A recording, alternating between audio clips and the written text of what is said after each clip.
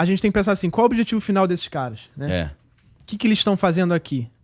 Por que eles estão tirando esse sangue? Pra que eles estão se alimentando e ficando... Pra mim é o seguinte, esses caras não invadem aqui a nossa realidade porque eles não têm força pra isso. Senão já teriam invadido há muito tempo. Ou então tem uma regra que uma impede, regra universal, uma regra cósmica, algo desse tipo. Se eles pudessem invadir, ia ter todo dia um ET de Varginha passeando por aqui, todo dia uma operação prato, o pessoal chupando sangue. Cara, isso não acontece. Mas mesmo assim, vira e mexe, teoricamente eles estão aqui. Então esses caras são transgressores? Então, pra mim a chave tá nas pessoas, nos humanos. Nós que criamos as portas pra eles aparecerem. E às vezes, pra mim deve ter muita força o quê? Se várias pessoas, uma comunidade, uma coletividade tiver com essa porta aberta, uma egrégora com essa porta aberta. E por isso talvez aconteçam casos mais graves em que eles se materializam. Então é muito mais fácil pra esses caras vir no seu sonho, a energia é zero. Pra ele se materializar seria uma energia muito maior. Então talvez pra mim o plano é, vamos coletar o sangue, vamos atacar cada vez mais pessoas, vamos influenciar para que essas pessoas tenham as portas abertas. Pelo cinema também, porque já fica no inconsciente do cara ali, né? Quanto mais pessoas com isso, mais o quê? Energia. Já viu o filme do Ghostbusters, quando tem o Monte Marshmallow? Pra mim a analogia é perfeita. O Monte Marshmallow surge, no começo é só o geleia, né? Sim. Inocente lá. Sim. As pessoas ficam com medo, o medo vai alimentando e você cria lá o Stay Puft, que é o Monte Marshmallow. E como é que ele vem pra realidade? Com esse alimento. Então, pra mim, eles estão fazendo esse plano justamente que quanto mais pessoas abertas a isso, mais a gente consegue perturbar essas pessoas e mais a gente consegue força pra conseguir se materializar aqui. Então, nesse sentido, a teoria de que eles não têm força para estar aqui me parece fazer um pouco mais de sentido, porque caso haja uma regra que eles não podem vir e eles vêm, se há uma regra, alguém pôs essa regra e há algum tipo de punição, ou não? Eu creio que sim. Na verdade, eu creio que eles... É como se fosse o direito. Tem o direito, mas tem brechas na lei. Eles encontram brechas para poder fazer isso. Entendi. Né? E aí você tem o ritual satânico sacrificar a criancinha. Nesse conceito, a alma, principalmente se você pega a alma de um idoso ali moribundo, a alma dele já tá fraquinha, né? Agora, você pega uma criança cheia de vida, você sacrifica, aquela... Uma história boa pra contar. É bom, muito bom. Você negócio de Varginha aí, tem alguma coisa aí? O que você já ouviu? Ah, moço, eu trabalhava na obra do hospital, eu vi o exército chegando com as criaturas. Isso é muito maneiro, né? E eu falava, se você quiser saber a verdade de Varginha, vá visitar o fulano de tal e conheça a história dele. Fulano de tal, nunca ouvi falar esse nome. Eu ia pra outro lugar, voltei pra Varginha na mesma hora pra perguntar pra todo mundo quem era o fulano de tal. Se tá vivo, cadê? Aí eu fui conseguindo, né? Fulano que conhece fulano, consegui chegar na família. Investigação profunda, né? E aí o fulano de tal era um dos maiores feiticeiros da região. E riquíssimo, uma parte das terras de Varginha dele hoje. Já tá falecido. E é um dos feiticeiros, conseguiu o material que mostra lá os rituais, né? Uma mistura de voodoo com São Cipriano. Sério? Magia... São Cipriano, eu não magia entendo europeia. muito. O Daniel falou pra eu não pesquisar essa porra. É magia europeia com magia... É magia europeia, São Cipriano, com magia, muita influência em Portugal. E magia africana, né? Do Benin, lá do voodoo. E ele juntou, parece que... A gente não sabe do jeito que ele fez, porque ele tá morto, inclusive. Mas parece que ele pegou esses elementos que ele gostou mais de cada uma e criou seu sistema mágico religioso próprio. O cara isso começou a circular. Mas uma merda. Não é bobo, não. E ele foi ficando milionário, era apenas um açougueiro. Foi ficando milionário, dono de tudo. Então ele já tinha técnica de corte, porque ele cortava os animais. E ele, então, começa a conhecer os outros milionários e eles formam ali uma tríade de feitiço. Tinham 3 que faziam. É interessante que isso na literatura ufológica oficial não aparece nunca, né? Nunca. Mas apareceu um ponto que foi ignorado pelos ufólogos. E aí... E aí o pessoal fala, não, ele fez um feitiço muito grande em 96. Porque qual é a hipótese? Qualquer feitiçozinho, se tivesse qualquer feitiçozinho aparecendo Varginha, você ia ter de Varginha todo quanto toda hora. Então, pra mim, esse cara foi fazendo coisas cada vez maiores, foi ganhando dinheiro e conhecimento, porque muito desse conhecimento não é passado em livro, é passado de boca. E às vezes até as entidades que deram dicas pra ele, também, né? Também. Foi recebendo download lá de mensagem. Faz assim que aí tu me ajuda. Isso. Ou até explicando como funciona a parada, né? É aquela metáfora do leão tá preso na jaula e o leão é muito mais forte que o ser humano, mas o leão não tem a chave. Aí tá passando um cara e fala, irmão, vou fazer uma parada. Se tu me tirar daqui, a chave tá naquele armário ali, aí eu vou te dar poder. Ah, não, mas se eu te soltar, você vai me devorar. Não, você não, porque você tá me ajudando. Abre aí. Aí o cara pega a chave e abre. Mas o leão é muito mais forte que o cara. Aham. Né? Seria mais ou menos sim, isso? Sim. E aí o que acontece? Esse cara vai ganhando poder e aí com dinheiro ele consegue comprar Recurso, coisas né? materiais que pessoas comuns não têm acesso. E pra mim ele fez algo muito grande. Fez algo com humanos, será? Não posso provar isso, não sei. Não vi isso. Fez um super ritual, né? Mas a única possibilidade pra mim, pra essas criaturas aparecerem, se foi por ritual, é que foi uma coisa muito grande. Porque senão apareceria toda hora, porque toda hora tem alguém fazendo um ritualzinho por aí. Então foi uma coisa com conhecimentos que as pessoas não têm, que pode ser conhecimentos humanos e não humanos, dados pra ele, Sim, tecnologia. com materiais que as pessoas não têm, que ele muito rico tinha. E uma coisa muito grande foi feita e sendo aperfeiçoada em algum momento de sala de controle. Quando eu chego e falo isso com as pessoas pesquisadores, o principal pesquisador de Varginha, que hoje é cético, que é o Birajara, ele fala, porra, em 96 surgiu um cara lá Lauro Laurindo, e ele falou, não, eu fiz um feitiço lá na terra do fulano de tal, na mata dele, que é muito boa pra isso, pega tudo lá. E abriu um portal e saiu um monte de criatura híbrida de humano com animal. Diferente. E eu não consegui fechar esse negócio, tô desesperado, saiu Botar tudo, os bichos de não volta. consigo né? botar pra dentro. E o pessoal achou uma maluquice na época, ignorou isso aí. E aí eu peguei, eu falei, não, 96 a Em gente tinha, 96, né? 96 Exatamente. tinha. Muita Aí eu falei, coincidência, pô, né? é muita coincidência, né? Você lembra daquela história do rito de Amalantra, do Crowley, 1904, em Nova York? Especialmente o Amalantra, não. É que aí ele invocou a entidade e apareceu o Lam. Que o Lam é o caso clássico, sim, né? sim. Seria o primeiro Grey, né? O cabeçudo. Grey. Veio do maior bruxo, todo sempre fazendo ritual pra abrir portal. O ser cabeçudo de capinha, né? É. Ele perguntou, posso te desenhar? E desenha igual o Megamente, assim, né? Estilo Grey ali, ó. Tem a irmãzinha dele ali, ó. Mas é o cabeçudo, né? Né? Então, assim... Você foi no ritual. Sim, foi tá no na ritual. cara que ritual, bem Isso. feito, de alto nível, puxa esse tipo de ser, né? E aí eu chego, pra complementar a história, eu chego conheço um policial, e o policial falou, na mesma época que tinha um marronzinho, de pele lisa, que é o famoso, Sei. eu persegui lá uma ocorrência de um peludo que tava na mesma rua. Ah, lá em Varginha também? Olho vermelho e o cheiro, e mesmo cheiro de Fedor podre, ou de de podre, enxofre. né? Que Ficou obviamente vai ser impregnado diferente. semanas lá no hospital, né? Que ele falava. Na mesma rua, cara. Eu tava no Honda e viu isso. Então, assim, bate com o que os feiticeiros teriam falado, que são múltiplas criaturas. Formas diferentes, né? E aí, na cidade vizinha, que é Passos, ali, um pouquinho distante, mas é perto, na mesma época, 96, nos mesmos meses ali, março, estavam sendo atacadas pessoas por criaturas peludas, que aí qualquer peludo que passa vira lobisomem. Né? Mas não é aquele lobisomem olho, é um conceito diferente. É um peludão, pesa a cabeça, olho vermelho e um cheiro de podre, Cheiro de de enxofre, de podre, ovo, né? aí varia um pouco. É, ovo podre. E o pai desse cara fala o quê? O filho que foi atacado, né? Fala, meu pai fez um ritual pra vender minha alma. Putz. Então você vê que começa as coisas a... Por que ligando essas os pessoas pontos. vêm? Por que essas pessoas são...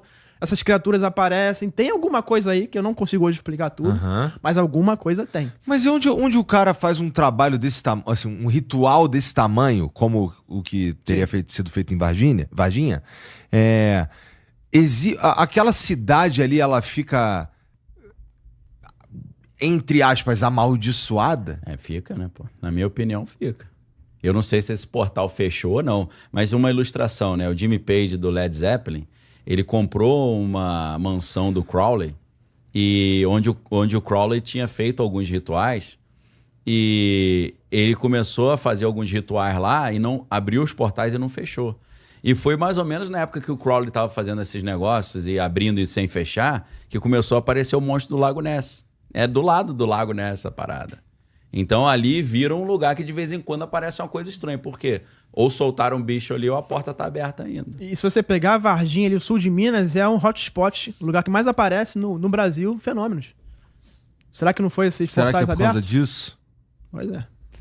E aí você tem do lado aquela cidade mística, São Tomé das Letras, Também, né? onde teve uma migração hippie nos anos 60, 70, em que tem maior concentração de densidade de bruxos por metro quadrado ali. Anda junto, né? Uma coisa com a outra. E eu acho que isso pode ter também ajudado essas feitiçarias a explicar também, tá? Por que acontece muito ali. Tanto é que lá, eu cientista, né, vindo pra um negócio desse, começa a afetar coisas na minha casa. Eu te mostrei uma foto na última vez que eu vim aqui, de coisas que arranharam e fizeram desenhos na minha cama. Aí tu me falou disso por alto. Depois que eu voltei de lá, no dia seguinte que eu voltei de lá. Eu Uma nem lua, sabia. não é uma torre, Lua, né? com um rosto, um monte de coisa. Eu não sabia se era um assunto que você falava abertamente, Eu mas falo, você mas eu não contou, mostro então. a imagem porque Tá. eu acho que eles têm uma força muito grande de influência. As pessoas olhando não é bom, aquilo. não. E Você viu como abre é que ele essas tem? Tem coisa também que eu falo. mesma coisa que eu melhor também não falo. falar certas coisas que às vezes o cara pode ser prejudicado por E isso. eu sem conhecimento desse negócio, aí eu falei, porra, tem que arrumar um bruxo. Aí arrumei o Bruxo Antônio. Tá até na plateia, eu trouxe ele até pra ver a entrevista. O Bruxo Antônio Fagundes, lá do sul, ele veio do Rio Grande do Sul. Tá? Legal. Sempre que eu vou a Varginha ver essa questão mais específica de bruxos e feiticeiros, Sei. ele conhece. E aí ele me orienta. Não, pô, isso aqui é um trabalho... Porque eu vou ver um trabalho ali. Que negócio esse cara fez aí? Como é que eu vou interpretar? Interpretar. Na engenharia eletrônica. Como engenharia eletrônica... Não precisa dele não, pô. Joga no ChatGPT, que o ChatGPT te fala, tu sai mais barato, pô. Não é não? Tô brincando. E aquela Não, questão, hoje né? você pega um sigilo, tu joga no ChatGPT, ele já começa a te ajudar, né? Mas é aquela questão, tem conhecimentos que não são passados, não são escritos. Então, uma pessoa dessa como o Fagundes, ele conversa com muita gente, aí ele fica sabendo. Não, os conhecimentos mais requintados são sempre tradição oral, né? Claro. Até aqueles grimórios, né? Claro, a gente conversou ontem É. com um benzedor de lá, um dos mais antigos de Varginha, né? E ele fala, não, isso aqui minha avó passou pra minha mãe, que é a desenho de escrava minha avó, passou pra minha mãe passou pra mim, e é o nosso sistema de magia próprio. Pois, interessante pra caramba isso, né? É que é tudo tão interessante e o ser humano é curioso, né? E se a gente começa a imaginar e lidar com uma... Eu fico imaginando vocês aí. Primeiro, vamos lá. O que tu foi fazer em Varginha dessa última vez aí? Então, existe... Você falou que tá vindo de Varginha. Sim. Além dessa história que você tem esse cara que teria evocado essas criaturas, o que eu quero descobrir com isso? Como eles fizeram isso? Em que situação, em que circunstâncias? Isso seria reproduzível, entre aspas? Porque eu, como cientista, tô curioso o quê? Na prova material desse troço. Obviamente que eu não vou participar de um ritual para fazer. Por quê? Porque eu acho que isso pode ser uma consequência, né?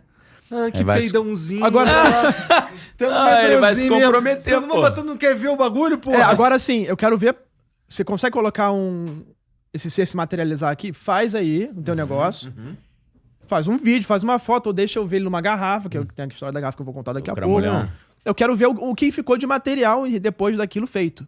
Não eu ser um elemento ali ritualístico, não dá nada a ver. Melhor tu fazer um círculo mágico dentro do círculo. Então assim, né? eu como cientista eu quero ver a prova material, tá? Então hoje eu tô nessa linha de pessoas que foram abduzidas, pessoas que dizem ter contato com seres, pessoas que aparecem com queimadura, eu começar a estudar essas pessoas e tentar provas materiais, porque assim que a ciência vai avançar, a gente vai ligar o quê? Religião, espiritualidade com a ciência, tendo provas materiais.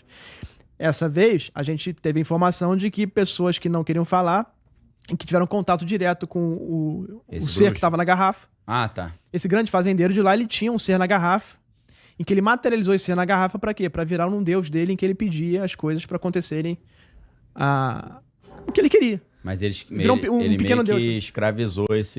Escravizou ser, e colocou numa garrafa, aprisionou e ele tem que alimentar esse ser. Parece uma história do Salomão, Monteiro Lobato, pô. Tem novela Renascer, tinha isso. Isso é muito Renascer antigo. sensacional. Isso é cara. muito antigo, isso na colonização já tinha essa história. Tanto que Minas, ali, a hora das fazendas, né, vinham os europeus e escravos, e acho que isso... Coisa. Aí Mas você tem faz vídeo o no quê? YouTube dos caras que fizeram esses testes. Nossa, aí. Porque o ritual e o conhecimento de ritual vai fazer o quê? Uma coisa que é impossível, fisicamente, cientificamente, você vai fazer um milagre, entre aspas, ali. Milagre negativo, talvez.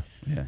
Então, assim, e aí as pessoas falam pra mim, cara, eu toquei nesse vídeo, eu vi pessoas de 90 anos que estão no final da vida ali, que não tem por que mentir, super humildes.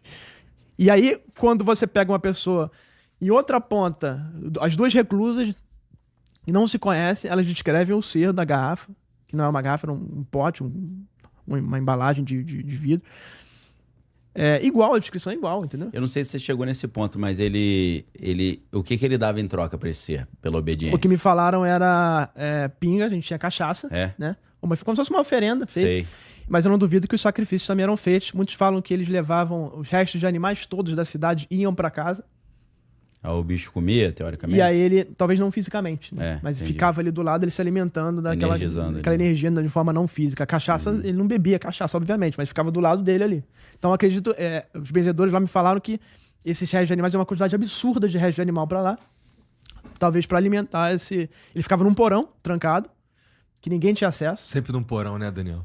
Olha É, aí. porque Aí já- subsolo, né? O Egito todo, a ritualística é tudo no subsolo, né? Porque facilita, né? Janelas medievais com barras de ferro, barras de aço cruzadas, como se fosse uma masmorra medieval.